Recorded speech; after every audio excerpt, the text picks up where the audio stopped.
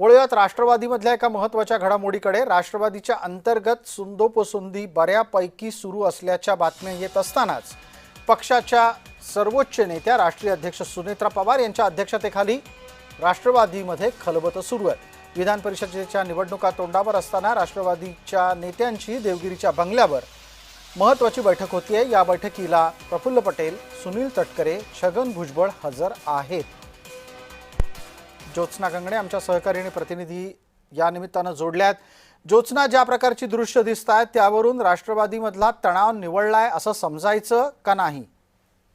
अगदी बरोबर आहे की व्हिडिओ बघून तर हेच समोर येतंय की राष्ट्रवादीमध्ये जो गेल्या काही महिन्यांपासून जो अंतर्गत एक विसंवाद होता, वाद होता, नाराजी होती, ती आता संपूर्णपणे या विधान परिषदेच्या निवडणुकीच्या पार्श्वभूमीवर विधान परिषदेच्या निवडणुकीच्या तोंडावरती जी आहे ती राष्ट्रवादीमध्ये आता एकी पाहायला मिळते। या व्हिडिओवरून तेच समोर येत आहे। सुनेत्रा पवार यांच्या अध्यक्षतेखाली आज जी बैठक सुरू होती, या बैठकीमध्ये प्रफुल्ल पटेल, सुनील तटकरे, छगन भुजबळ, दिलीप वळसे पाटील आणि धनंजय मुंडे जे आहेत त्या कोर कमिटीच्या बैठकीत हजर होते। अगदी एक अजून छोटा प्रश्न घेतो पटकन। ज्योत्स्ना, आत्ताच्या घडीला राष्ट्रवादीला किती विधान परिषदेच्या जागा हव्या आहेत आणि किती जागा मिळू शकतात?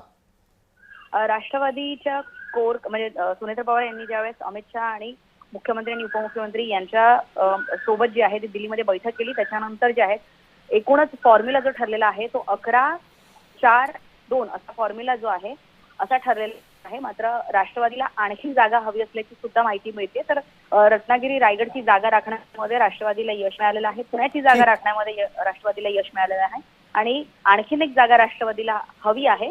मात्र तशा संदर्भातली चर्चा जी आहे ती आता माहितीची सुरू आहे।